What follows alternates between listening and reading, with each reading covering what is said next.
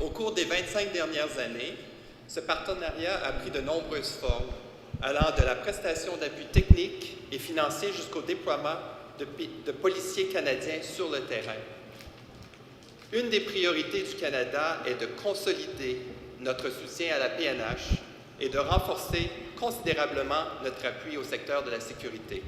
Surtout, nous voulons répondre aux besoins prioritaires formulés par la PNH afin de soutenir une solution haïtienne aux défis d'aujourd'hui et de demain.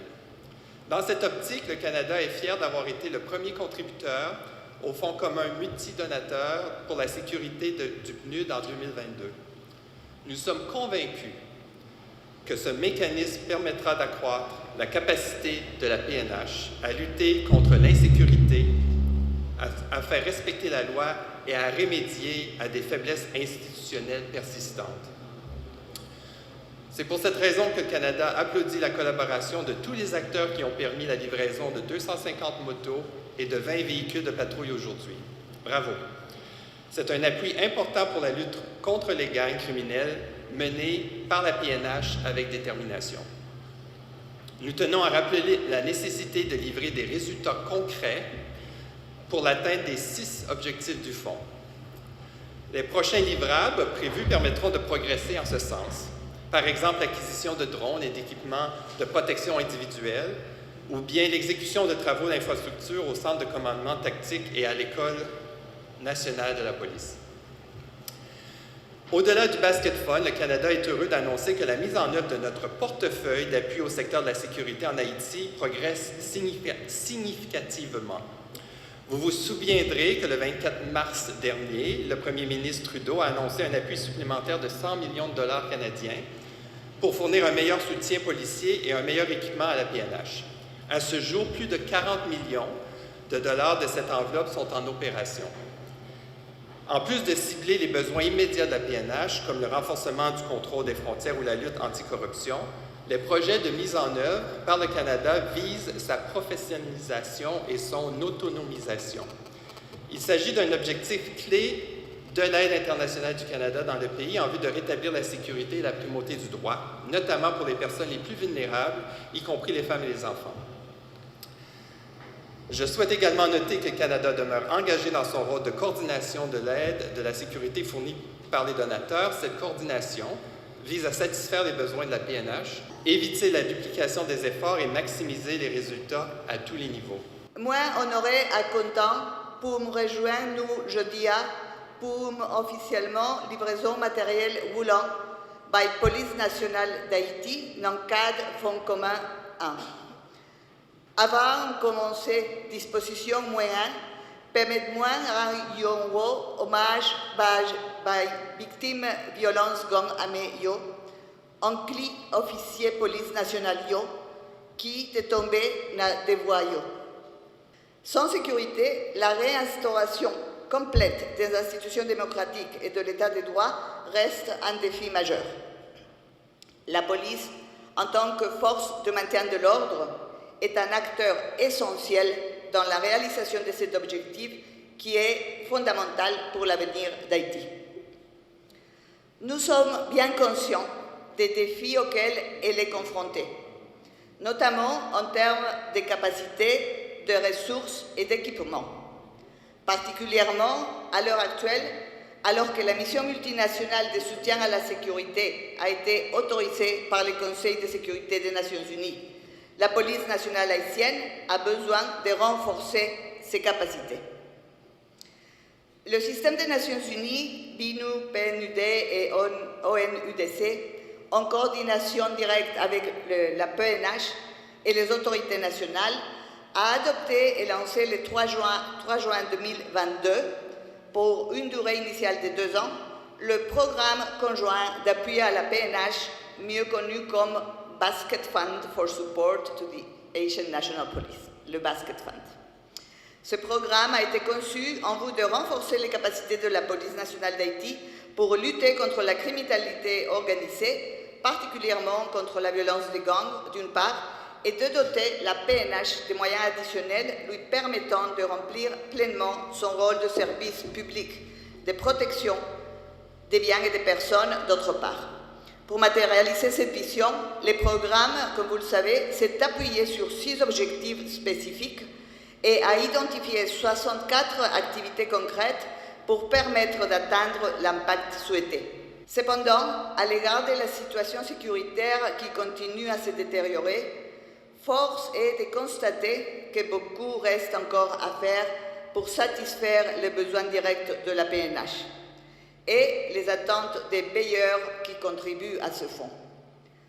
Ainsi, tout en magnifiant l'engagement du PNUD, le partenaire de mise en œuvre des activités du Basket Fund, j'appelle à redoubler ses efforts pour livrer rapidement les autres équipements de protection et de surveillance, fournir des formations dans les domaines ciblés et souhaités par la police nationale haïtienne, procéder avec diligence au lancement des travaux de réhabilitation de plusieurs infrastructures de la PNH et à la réalisation d'autres activités clés prévues par le Basket Fund. À l'endroit de la Direction générale de la PNH, j'insisterai sur la nécessité d'une meilleure utilisation et d'une gestion optimale des matériels et équipements. Pour ce faire, il est très important que la PNH, avec l'appui des partenaires, renforce ses mécanismes et capacités internes de gestion de ses ressources en mettant en place un système de contrôle garantissant efficacité et transparence. Notre pays vit une crise. Il y a la prolifération des gangs à travers la zone métropolitaine.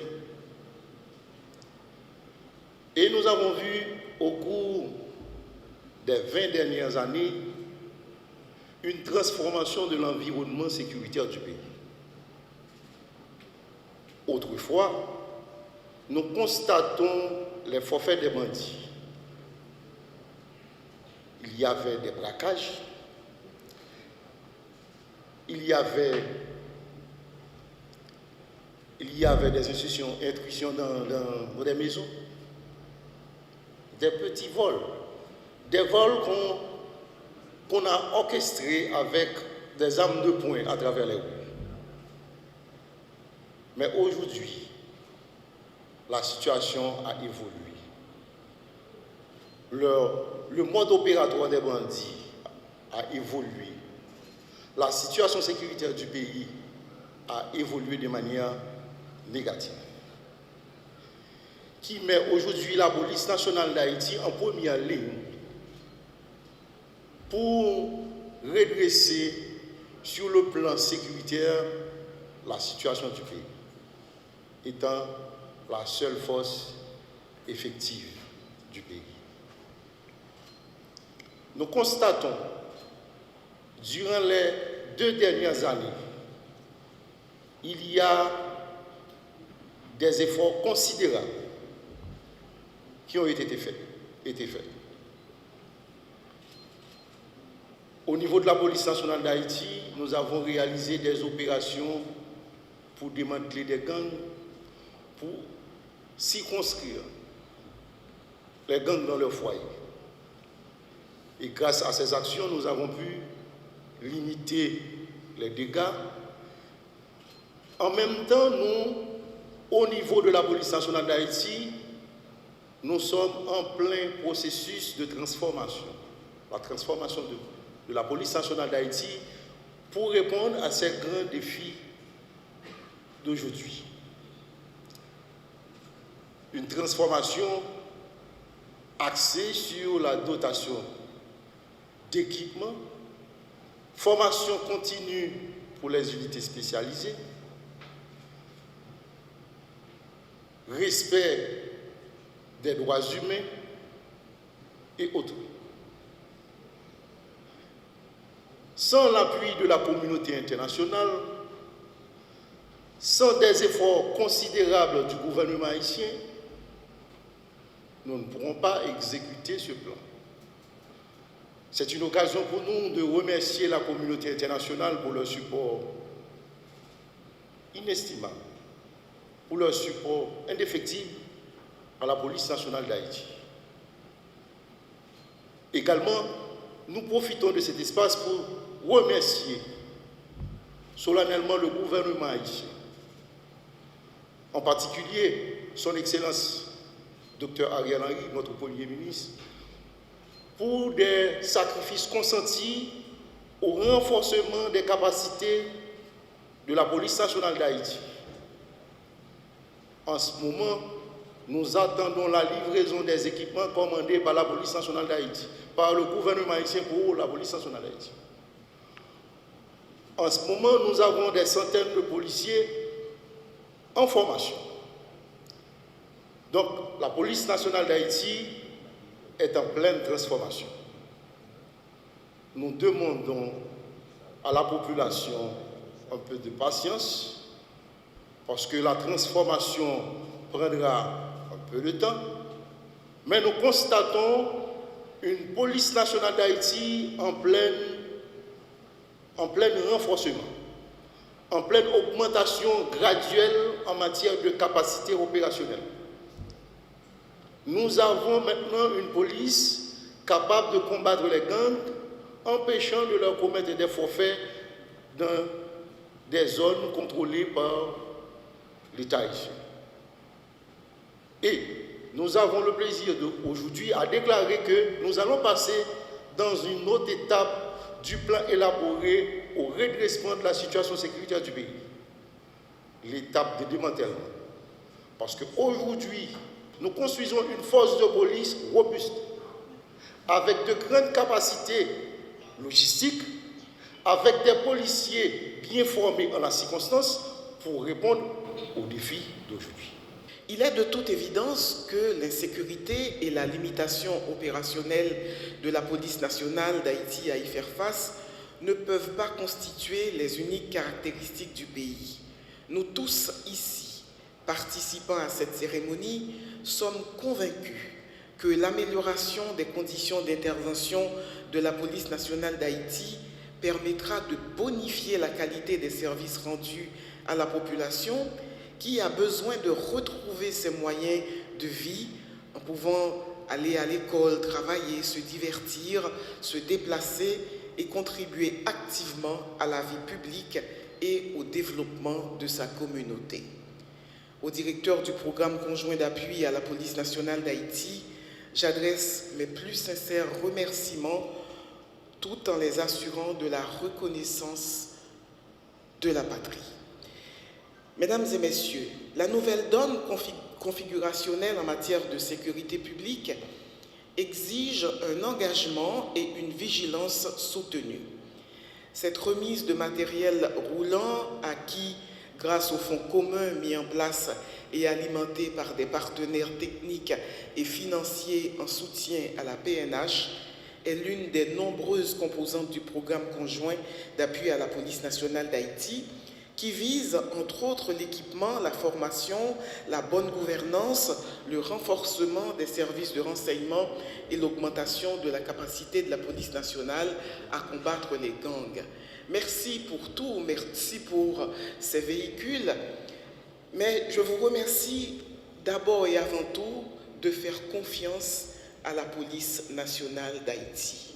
L'institution policière a besoin qu'on ait confiance en elle.